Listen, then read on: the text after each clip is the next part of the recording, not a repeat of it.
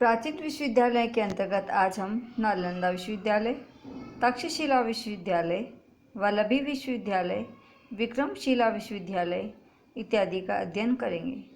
आचार्य विष्णुगुप्त चाणक्य के समय में अत्यधिक प्रसिद्ध यह विश्वविद्यालय विश्व के प्राचीनतम विद्यालयों में अन्यतम है। तक्षशिला नगरी की स्थापना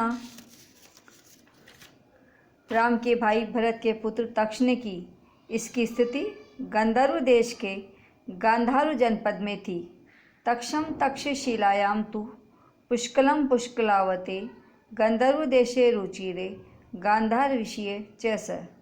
हस्तिनापुर नरेश जन्मेजय ने अपना नागयज्ञ इसी नगरी में किया था। चाणक्य के समय में इस नगरी का विश्वविद्यालय पर्याप्त विख्यात हो चुका था। आचार्य चाणक्य एवं आचार्य पाणिनि ने भी इसी विश्वविद्यालय में शिक्षा पाई थी और तत्पश्चात यहीं पर अध्यापन कार्य भी किया था। आचार्य चाणक्य तो संभवतः इस विश्वविद्यालय के कुलपति भी थे। गांधार जनपद सीमा पर था, अतएव सदा शत्रुओं से आक्रांत रहता था। चाणक्य के ही समय में सिकंदर ने यहाँ आक्रमण किया था और तक्षशिला विश्वविद्यालय में चंद्रगुप्त को पढ़ाते हुए आचार्य चाणक्य ने उसके मन में राष्ट्र को विदेशी शासकों के चंगुल से छुड़ाने की प्रेरणा भर दी थी। यह विश्वविद्यालय प्रशासनिक दृष्टि से भी सुसंगठित शिक्षा केंद्र नहीं था। यहाँ के शिक्षकों पर किसी प्रकार का नियंत्रण नहीं था। यहाँ के पाठ्यक्रम, परीक्षाएं, उपाधियाँ, शिक्षा अवधि आदि भी निश्चित नहीं थे, किंतु यहाँ के आचार्य अत्यंत विद्वान थे। वे वेतन नहीं लेते थे। इन आचार्यों की विद्वत्ता, निष्प्रहता और संस्कृति प्रियता आदि गुणों से आकृष्ट होकर ही अन्य प्रांतों के छात्र इस शिक्षण संस्था में आते थे। धनी छात्र सशुल्क अध्ययन करते थे और निर्धन छात्र गुरु की सेवा करते हुए अध्ययन करते थे, किंतु शिक्षक की दृष्टि में धनी और निर्धन छात्र में भेद नहीं था।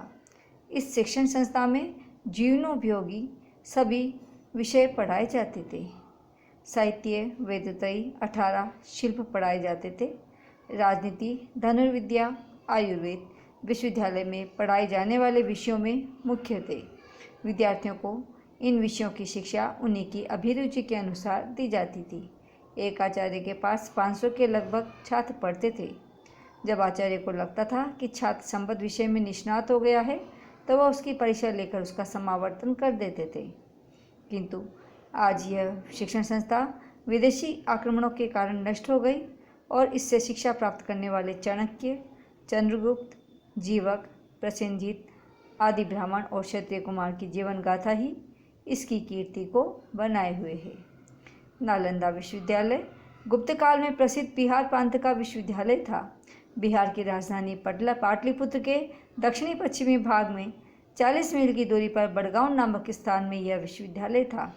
यद्यपि यह विश्वविद्यालय बौद्धों का था, तथापि गुप्त सम्राटों ने कट्टर हिंदू होते हुए भी इसका पोषण एवं संवर्धन किया था।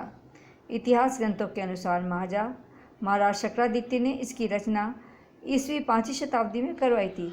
इसके पश्चात बहुत से राजाओं ने इस विश्वविद्यालय में अनेक विहार एवं भवनों का निर्माण करके इस विश्वविद्यालय की समृद्धि में अपना सहयोग दिया।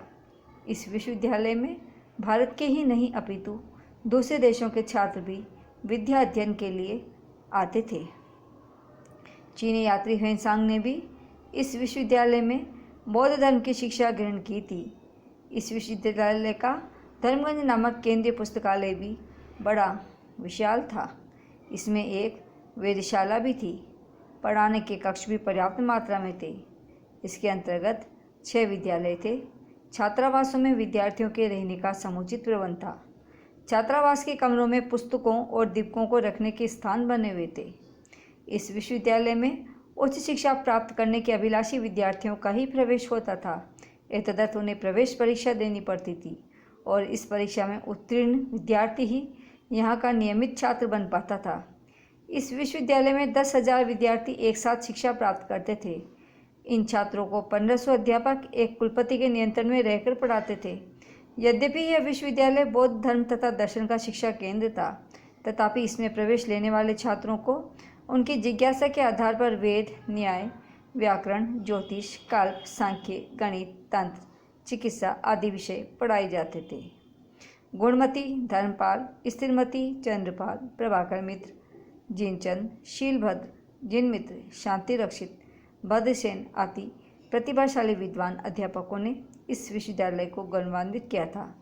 यहाँ के अध्यापकों ने तिब्बत, सुमात्रा, लंका आदि देशों में भी बौद्ध धर्म का प्रचार प्रसार किया था। चीनी यात्रियों के मतानुसार तो यहाँ विद्यार्थियों को निःशुल्क शिक्षा ही नहीं दी जाती थी, अपितु उनके भोजन एवं आवास की व्यवस्था भी की जाती थी। राजकीय सहायता और समीपवर्ती ग्रामों की सहायता से विद्यार्थियों के भोजन एवं आवास की पूर्ति की जाती थी। बौद्ध धर्म के कट्टर विरोधी हूण राजा मिहिरकुल तथा बंगाल के राजा शशांक ने 6ठी शताब्दी में अनेक बौद्ध विहारों एवं विद्यापीठों पर आक्रमण किया, तथापि उस समय यह नष्ट नहीं हुआ। किंतु 12वीं शताब्दी के अंत में तुर्कों के आक्रमण से भारत का यह भव्य शिक्षा केंद्र नष्ट हो गया।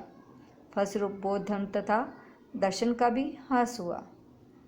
वल्लभी विश्वविद्यालय।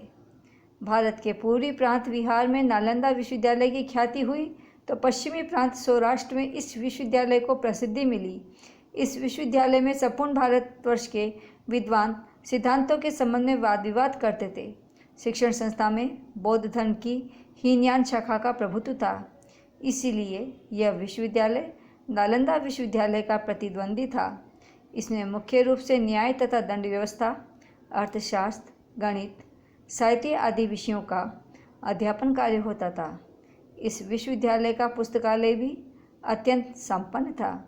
यह विश्वविद्यालय भी राजश्रय से निर्मित हुआ था। सौराष्ट्र के मैत्रक राजाओं के प्रोत्साहन से गुणमती तथा स्थिरमती नामक 2 आचार्यों ने इसकी स्थापना की थी और एक राजकुमारी ने इसका विहार बनवाया था। इसके विहारों की संख्या 100 हो गई और इसमें शिक्षा प्राप्त करने वाले भिक्षुओं की संख्या 600 हो गई। 8वीं शताब्दी के अंत में अरब देश के आक्रमणकारियों ने इस विश्वविद्यालय पर आक्रमण करके इसको नष्टप्राय कर दिया। विक्रमशिला विश्वविद्यालय। यह विश्वविद्यालय बिहार प्रांत के भागलपुर जिले में गंगा नदी के किनारे पर निर्मित हुआ था। इसकी स्थापना बंगाल के पालवंशी राजा धर्मपाल ने 8वीं शताब्दी में कराई थी। धर्मपाल के बाद अन्य राजाओं ने भी इसको आर्थिक सहयोग देकर इसका विस्तार करवाया। बिहार प्रांत में स्थित होने के कारण नालंदा विश्वविद्यालय से इसका घनिष्ठ संबंध था। इस विश्वविद्यालय की स्थिति लगभग 400 वर्षों तक रही।